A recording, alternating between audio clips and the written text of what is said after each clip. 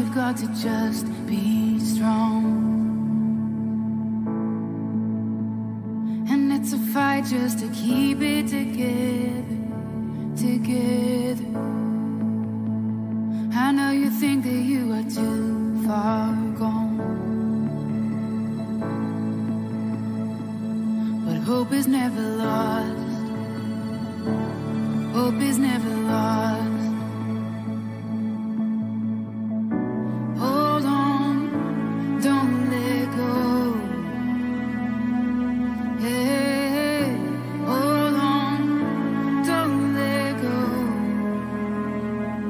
Just stay one step closer, put one foot in front of the other. You'll get through this. Just follow the light in the darkness. You're gonna be okay.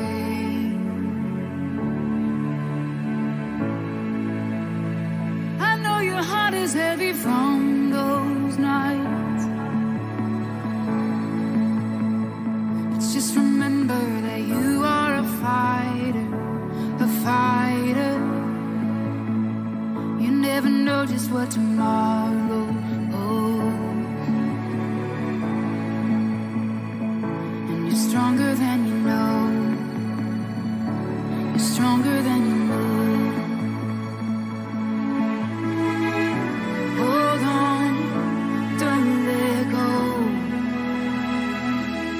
Hey, hold on, don't let go. Just stay one step closer, one foot in front of the other. You'll get through this.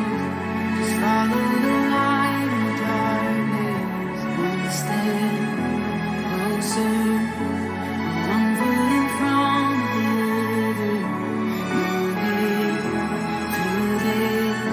Just follow the light in the darkness. You're gonna be okay.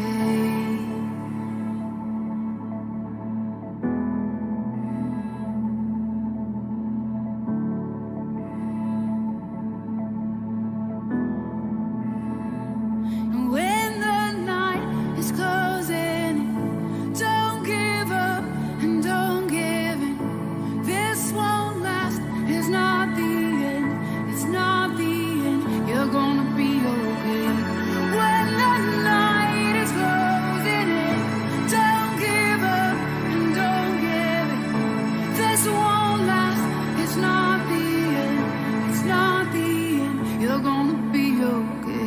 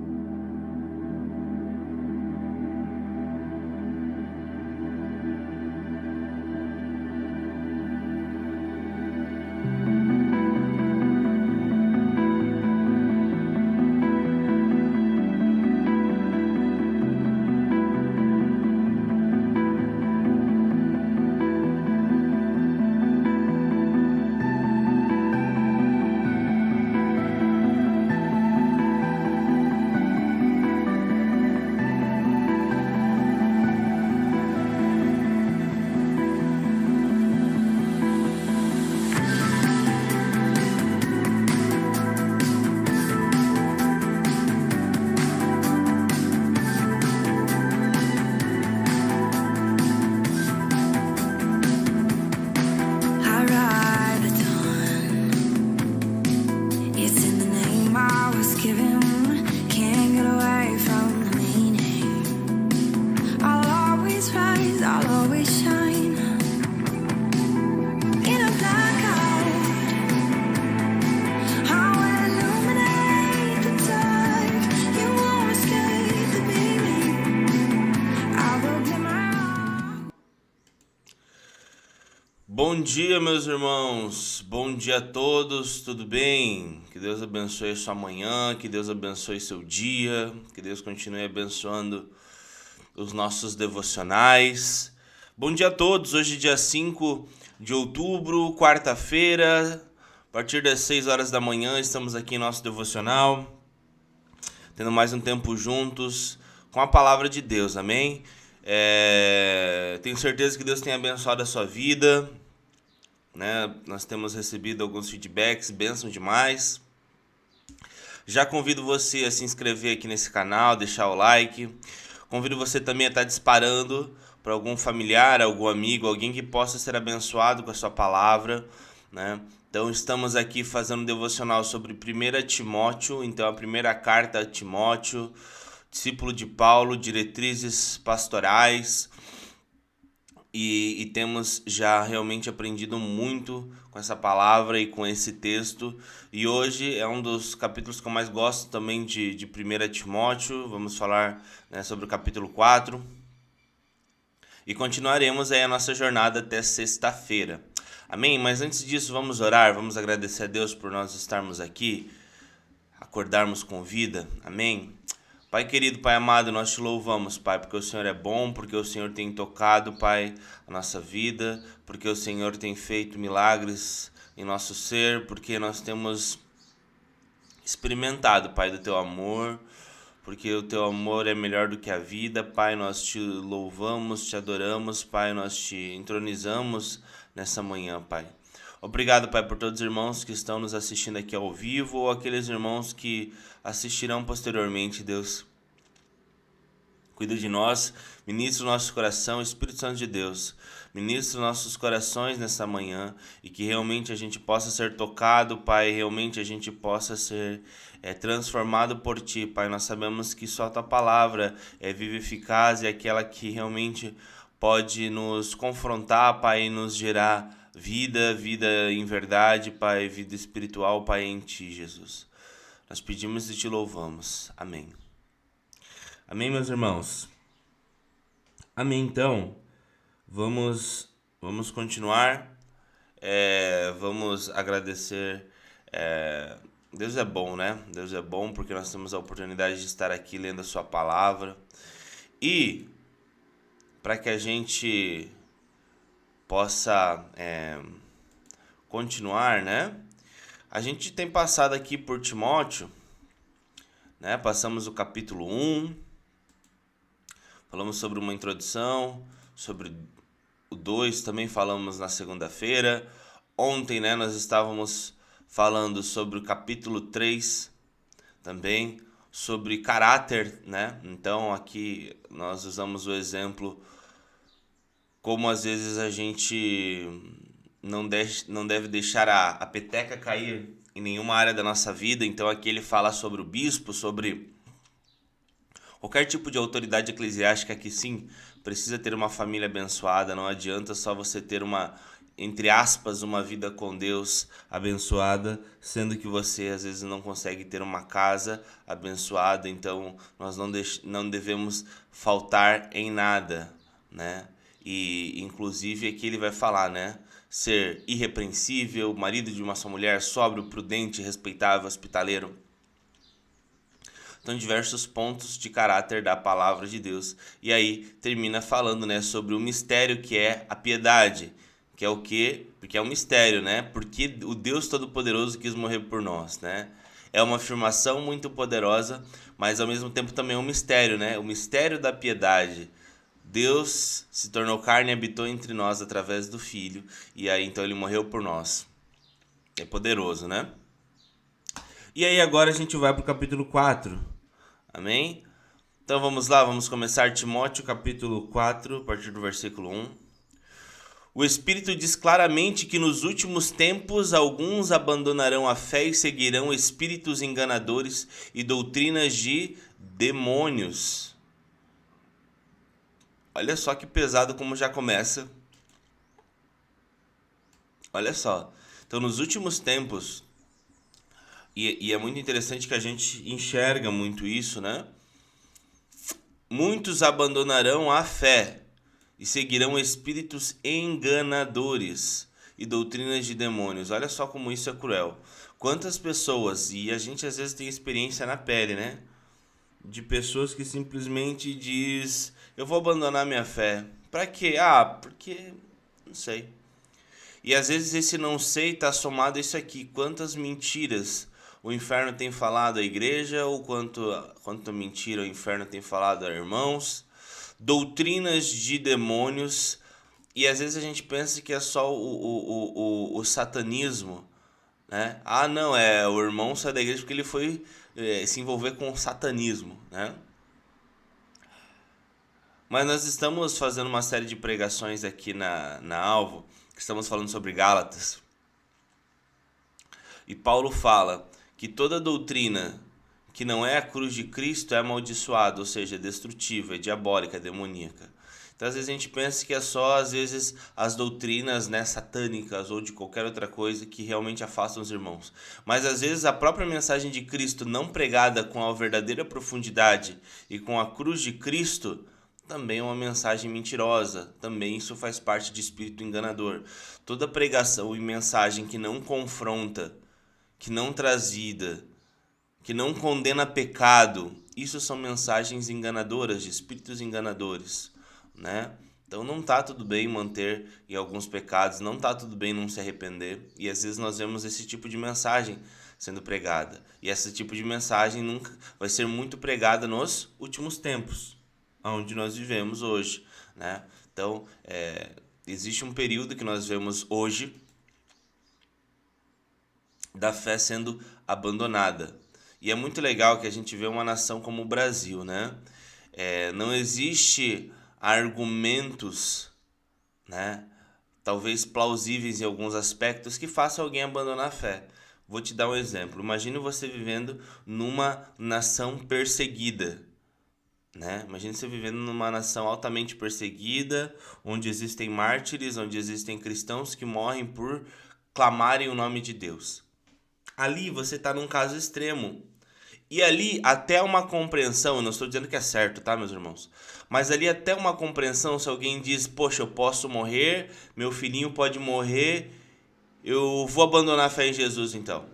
Não estou, como eu disse, não estou dizendo que é certo, mas é um caso extremo. Ou a pessoa talvez diz, não, eu sigo a Jesus e eu corro o risco de morrer, ou eu digo que não, porque homens hipócritas e mentirosos vão começar a pregar esse tipo de coisa. Tá tudo bem você ser irresponsável com Deus. Não, o que importa na verdade é o amor. Não importa você ser responsável com Deus, não importa você confessar pecado, não importa você andar em retidão, é só amar que tá tudo certo. Você acha que a gente já tem ouvido essa mensagem? Muito. Não, é que Deus ama todo mundo. Deus, nossa, Deus é... E de fato a palavra afirma, né? João 3,16, porque Deus amou o mundo. Deus amou de forma generalizada assim, a ponto de dar o seu filho. Deus teve realmente uma sede de amar o mundo. Mas o mesmo texto de João 3,16 vai dizer, para todo aquele que nele crê não pereça, mas tenha vida eterna. Qual que é a sede de Deus? É um amor abrangente, que ama o mundo. Mas no próprio texto existe uma condição. Aquele que nele crê não perece, mas tem vida eterna. Nós subentendemos que aquele que não crê não tem vida eterna. E não adianta a gente afirmar que Deus ama, que Deus é bonzinho, que Deus não isso, aquilo, porque Deus ele é fiel e justo à sua palavra. Amém? Então esse é um ponto bem importante.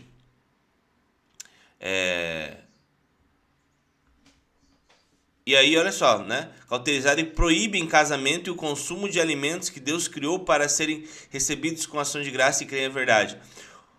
Cada vez mais a gente vai ver a própria pregação deturpando a humanidade que Deus criou. É isso que acontece.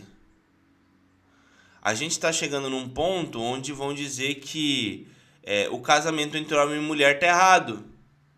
A gente logo vai chegar num ponto desse. De tudo que a gente ouve, tudo que a gente assiste, tudo que a gente vê em série, um sistema diabólico dizendo que é certo e que é errado. Mas, meus irmãos, nós vivemos num sistema do céu. O nosso rei é Jesus. Ele é o nosso consumador da nossa fé. Ele é o nosso legislador, ou seja, é a partir dele que as leis que nós vivemos são norteadas. Isso é muito importante. É muito importante. Olha só o que ele fala. Pois tudo que Deus criou é bom. Quando Deus criou o homem e a mulher para serem um casal, isso é bom. Tudo que Deus criou é bom. Se multiplicar é bom. Tudo é bom. Tudo que Deus criou é bom. A forma que Deus criou é bom. E a gente precisa ter isso muito claro em nosso coração. Tudo que Deus criou é bom. A forma que Deus criou é bom.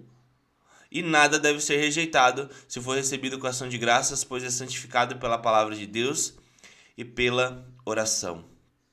É muito sério isso. Tudo que Deus criou é bom.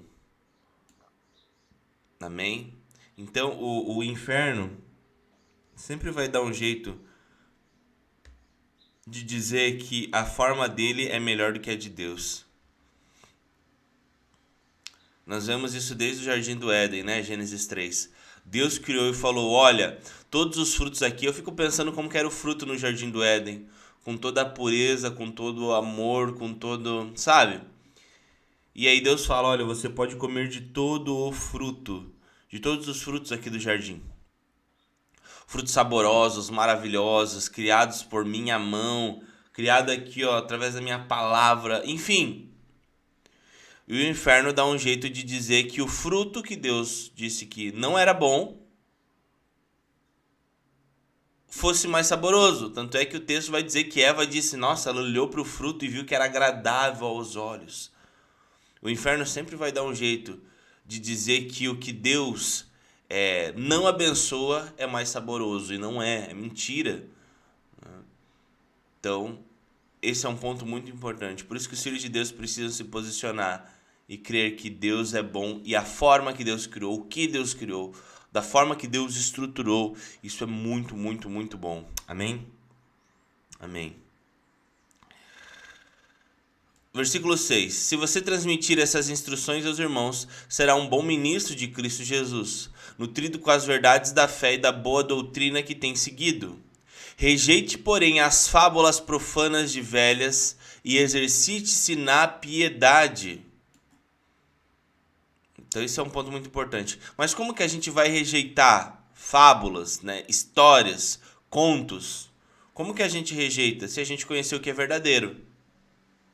Se alguém vem e entrega uma moeda de 100 reais nas tuas mãos e você não sabe a procedência, às vezes você pega aquela nota de 100 reais, vai no mercado, sabe o que acontece? Às vezes você é preso, né? Dependendo do lugar de onde você estiver, se os caras forem meio esquentadinho ou qualquer coisa, o que eles vão fazer? Eles vão ligar pra polícia, você vai ser preso, por quê? Por repassar uma nota falsa, sabia disso?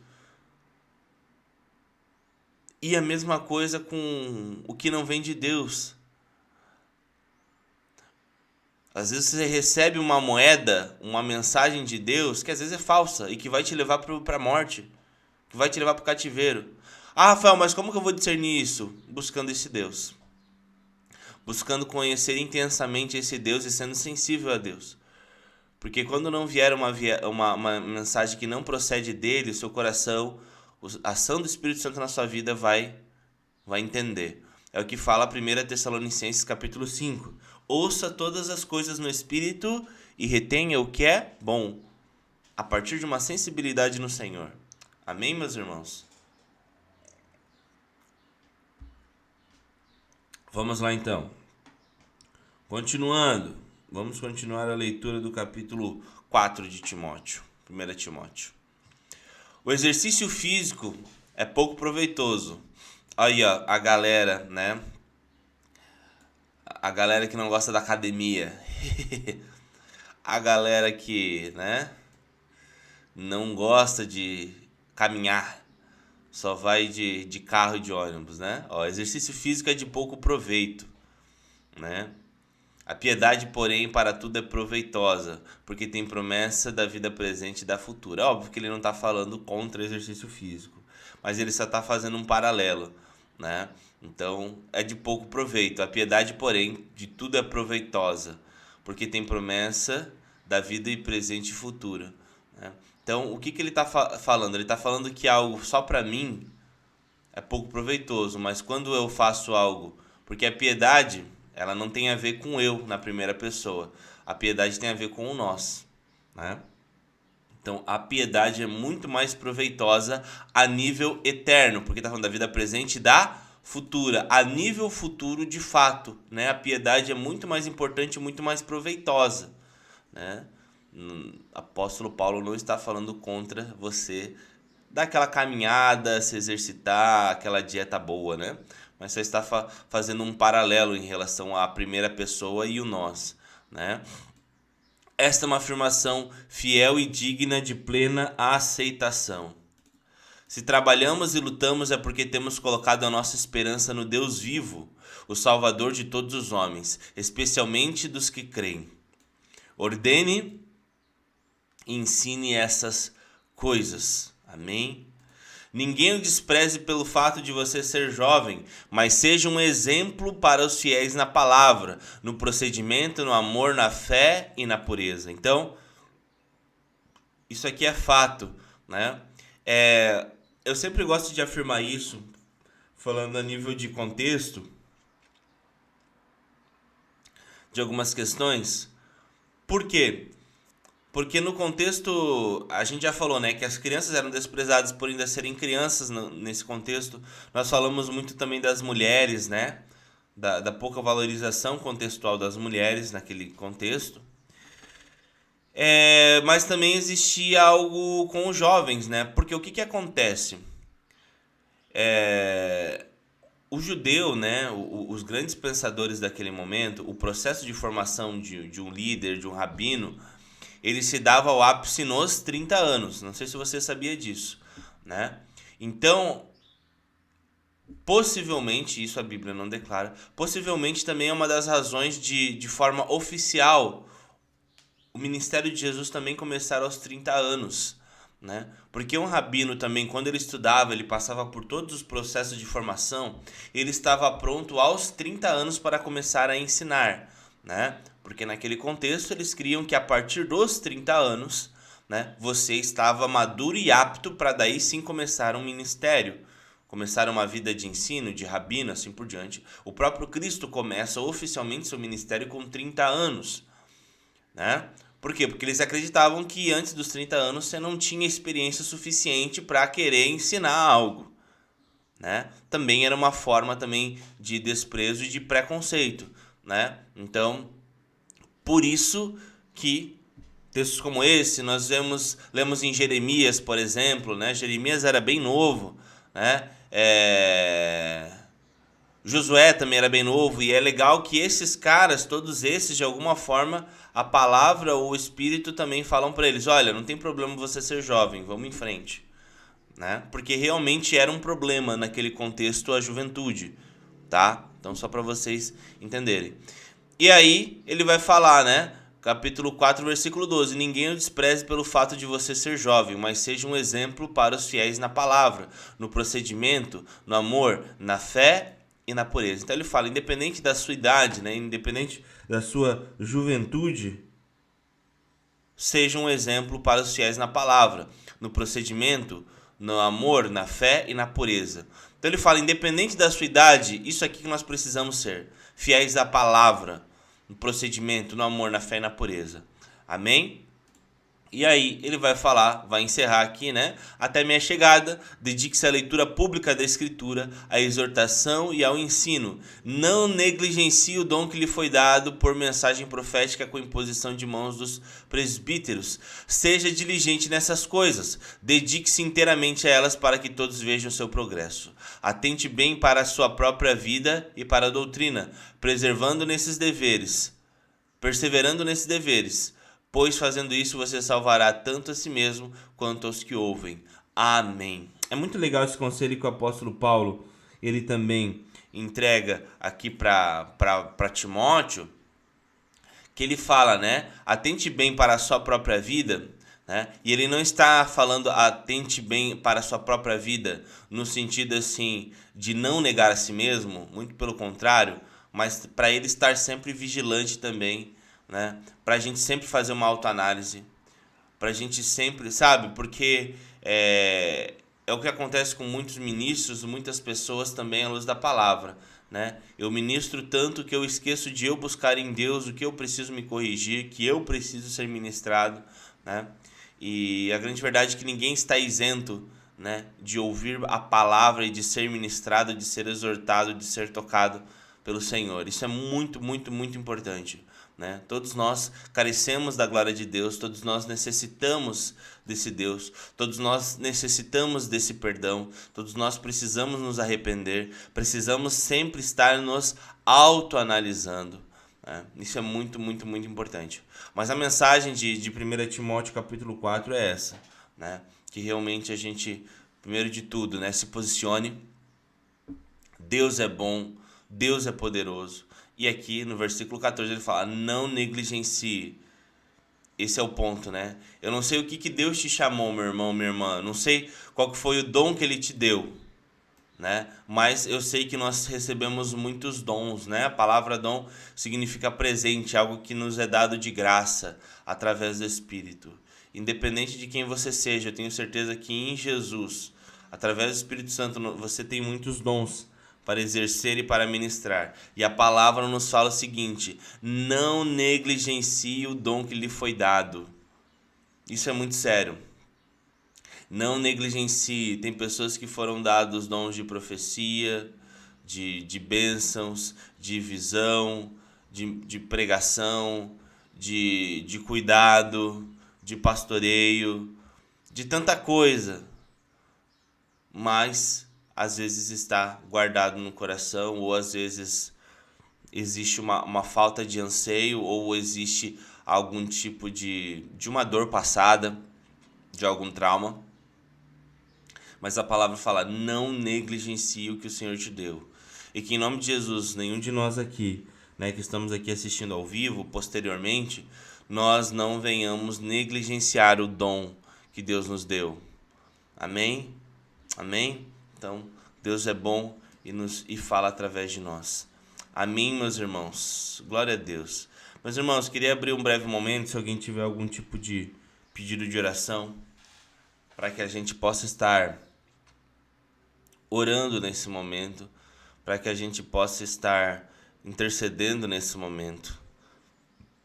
Ontem nós oramos pelas famílias, né? Nós tiramos um tempo para isso. Hoje eu queria orar também. Por isso que nós falamos, né? Sobre o abandono de fé, sobre o esfriamento de alguns. Quantos irmãos nós conhecemos que caminhavam com o Senhor, que eram irmãos totalmente vibrantes em Deus, eram irmãos extremamente apaixonados e envolvidos com a obra, e hoje estão totalmente apagados. Quantos irmãos você conhece? Né? E eu queria que, por um breve minuto, você pedisse para o Senhor Jesus te trazer visões e pessoas que você conhece, assim, que foram desativados na fé. Pessoas que foram já bênção e hoje se veem totalmente avessa à igreja, à mensagem, à palavra, foram traumatizadas. E muitas dessas dores, se não todas, são muito lícitas. Não é fácil. Mas nós sabemos que o Senhor Jesus nos dá perseverança, nos guarda, e nós não podemos negligenciar o que o Senhor nos deu. Então eu queria que a gente orasse por essas pessoas, eu queria que você intercedesse junto e trouxesse aos pensamentos essas pessoas que você lembrar. E que você diga para Deus, Pai, lembra dessa pessoa, Pai, lembra-se dessa pessoa, lembre-se dessa pessoa. Porque é muito legal que o apóstolo Paulo sempre fala, né? Lembre-se de mim na oração, hein, Timóteo? Lembre-se de mim aí. E que a gente também possa se lembrar de algumas pessoas, porque isso é parte crucial do nosso ministério, que é o quê? Intercessão. Vamos orar? Pai querido, Pai amado. Pai, quantas pessoas, Pai, talvez até entre nós aqui, assistindo ao vivo ou depois, ou pessoas que nós conhecemos, líderes, pastores, grandes irmãos, Pai, que eram pessoas totalmente envolvidas com a Tua obra, Pai. E infelizmente, Deus, talvez tiveram experiências ruins, Pai. tiveram experiências doloridas, traumáticas, a ponto de elas pegarem aquela frustração e colocarem o Senhor, Pai, no mesmo pacote e serem totalmente avessas ao Senhor, a Deus, a sua palavra, ao ministério, ao dom que o Senhor nos entregou, Pai. Pai, nós intercedemos, Pai, por esses irmãos, Pai, que tiveram dias tão poderosos na Tua presença, Pai. Que conheceram, Pai, a mensagem, Pai, que ministraram muitas vidas, que foram bênçãos, Pai. Que impuseram as mãos sobre irmãos e curaram, Pai. Que foram a lugares, Pai, em missão, curar famílias, batizar pessoas, que louvaram a Deus, que ministraram louvores e palavras, Pai, mas que hoje estão desativadas, Pai, na fé, Pai. Pai, nós elevamos, Pai, essas pessoas, Pai, a Tua presença, para que de alguma forma o Espírito Santo de Deus tenha misericórdia, Pai, e toque nesses corações. Papai, se revela a elas, Pai. Nos usa, Pai, se necessário, Pai, para sermos luz para essas pessoas. Mas, Espírito Santo de Deus, nós sabemos que tem uma obra que só o Senhor pode fazer. Toca, Pai, nessas vidas, Pai. Traz um novo fôlego, Pai. Traz um novo sopro de vida. Traz uma nova sede. Traz um novo amor, Pai. Traz um novo respirar, Pai. Traz um primeiro amor, Pai. Nós te pedimos, Pai, quantas pessoas, Pai, já foram usadas por Ti. São bênção, Pai, que essa nação precisa, Pai, mas estão desativadas ministerialmente, Pai. Tem misericórdia, Pai, dessas vidas, Pai. Espírito Santo de Deus, Pai, ministra essas pessoas. Nós cremos na Tua obra, Pai. Nós cremos que algo pode acontecer. Nós cremos que o Senhor vai fazer algo, Pai. Em nome de Jesus, tem misericórdia, Pai. Limpa essas feridas, Pai. Limpa essas feridas, Pai. Cura essas dores, Pai. Esses machucados, Pai. Sabemos que não é fácil, Pai. Tem muitas pessoas que realmente foram muito machucadas, Pai. Mas nós sabemos que o Senhor é cura, Pai. Nós sabemos que o Senhor é restauração, Pai. Visita essas pessoas nessa manhã. Em nome de Jesus, Pai. De igual forma, Pai, nós te agradecemos, Pai. Por esse tempo aqui de devocional. Por todos os irmãos que estão aqui, Pai. Eu oro por cada um deles. Que o Senhor possa honrá-los, Pai, duplamente, Pai. Sabe, Deus, poderíamos estar fazendo qualquer outra coisa, inclusive coisas lícitas, como estar dormindo ainda. Mas nós estamos aqui, Pai, porque nós cremos, Pai, que o Senhor tem algo poderoso sobre nossas vidas, que o Senhor nos honrará, Pai. Abençoa cada família, cada casa aqui representada, Pai.